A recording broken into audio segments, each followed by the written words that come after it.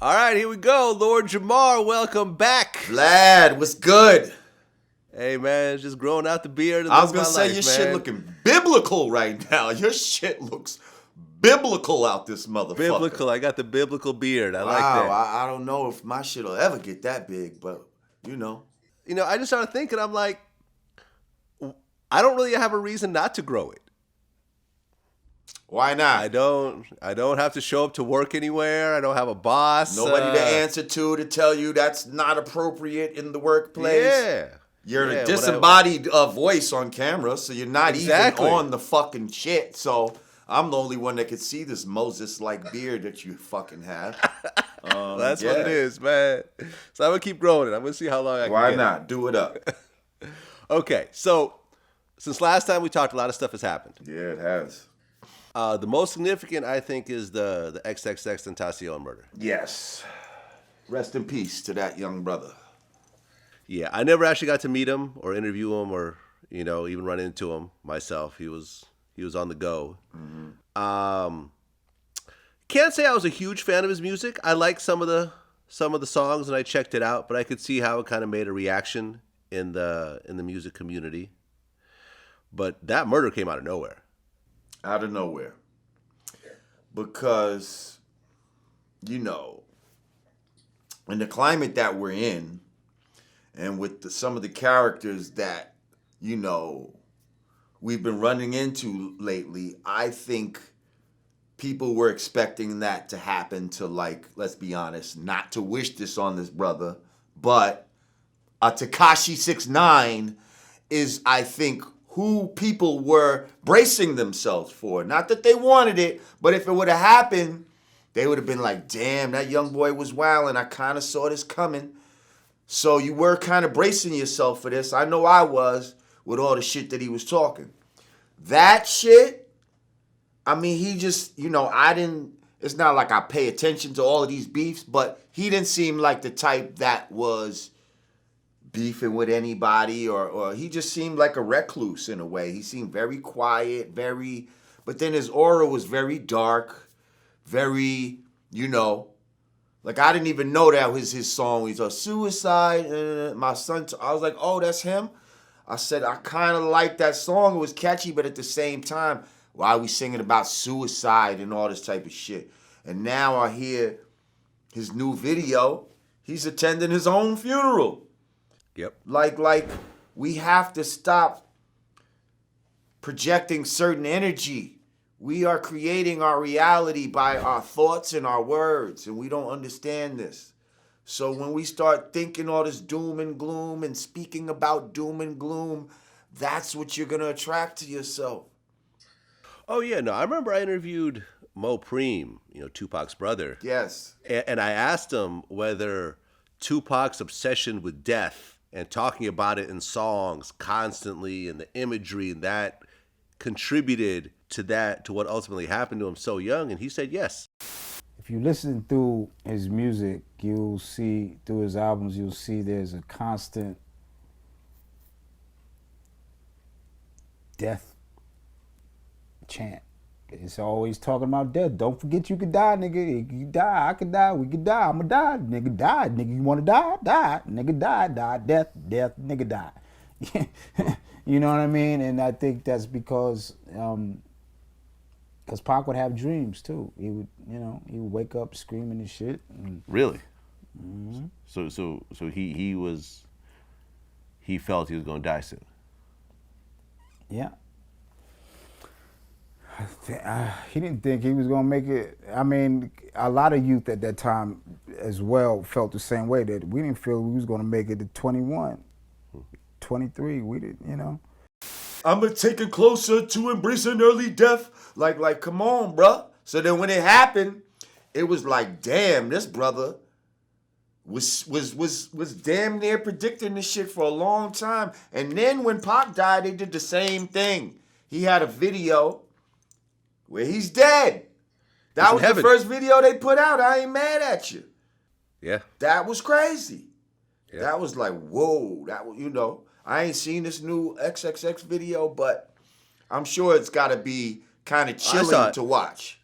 I saw it. It's basically, I don't know if you remember that first, the way most of us got introduced to XXX was there was this mugshot of him with like the blonde dreads, like it was like all black with a little bit of blonde in the front. Mm-hmm. It was like his mugshot because he was in jail when that song "Look at Me" started to blow up. Okay. So this was the picture that started to circulate, and the video basically was that figure with that hair in a casket, and he goes to the funeral. And the guy comes out and he starts fighting this old image of himself. Yeah, basically. Which is some bullshit too. Like not to do. There's a lot of this like, I have a dual personality. I'm gonna kill the old me, and that goes into a lot of symbolism and fucking funny ritualistic shit that we might not even want to get into here. But I just, to the viewers, watch out when you see all these artists acting like they got two different sides to themselves. There's other shit behind that. But anyway.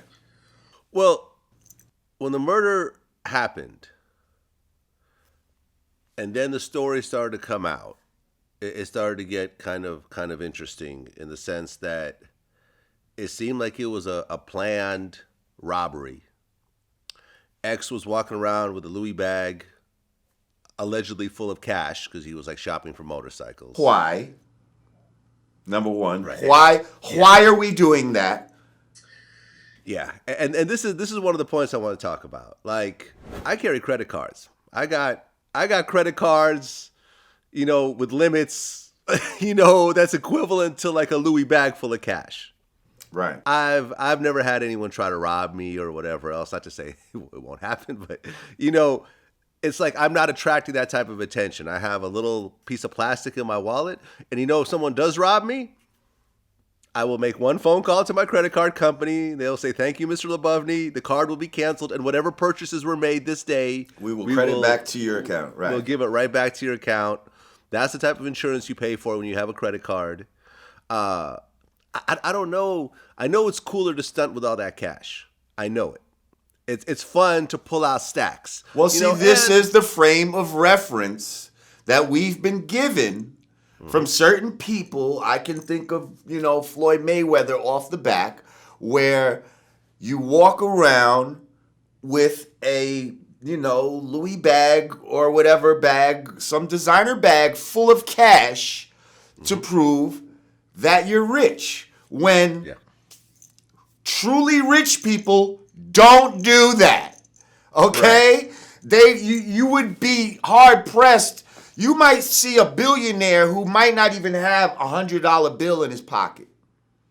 Like, he might have less than $100 cash. Now, he might have an asshole full of cards. You understand? But as far as cash, a lot of those motherfuckers don't even carry cash. Now, I agree. But I don't want to sit here and act like I'm an advocate of, like electronic banking and getting rid of cash. Because they want a cashless society. And if that happens, a lot of people's going to be fucked. So I'm not advocating for that. But I am saying that it is not smart in this day and age to walk around with, let's say $100,000 in a fucking bag. You ain't got no type of armed security with you or nothing. You're probably on your Instagram showing motherfuckers where you're at, where you're going, showing the bag. You know what I mean? When, yes, this all could have been avoided by just having, a couple pieces of plastic in your fucking pocket. Yeah. Well, right. And even if you're not on Instagram showing where you are, when you are of that level, everyone else is on Instagram showing where you are. You know what I'm saying? There's cameras shit, I see such and such. He's shopping that for motorcycle. Yep. This is true. Yep. And apparently this guy was in the motorcycle shop is what they were saying. They scoped him out, and it was an attempted robbery. I guess X may have resisted somewhat, and he was killed right there in his car. And they ran off with the cash. And now, you know what I mean? Is it worth it? You know what I mean? Like, is it worth it? Definitely not worth it. $1 million This is not guy worth lost it. his life. The other guy who did it got locked up. Right. And They're searching. They're searching for a third guy. A second guy. all of their lives are ruined right now. And 100%.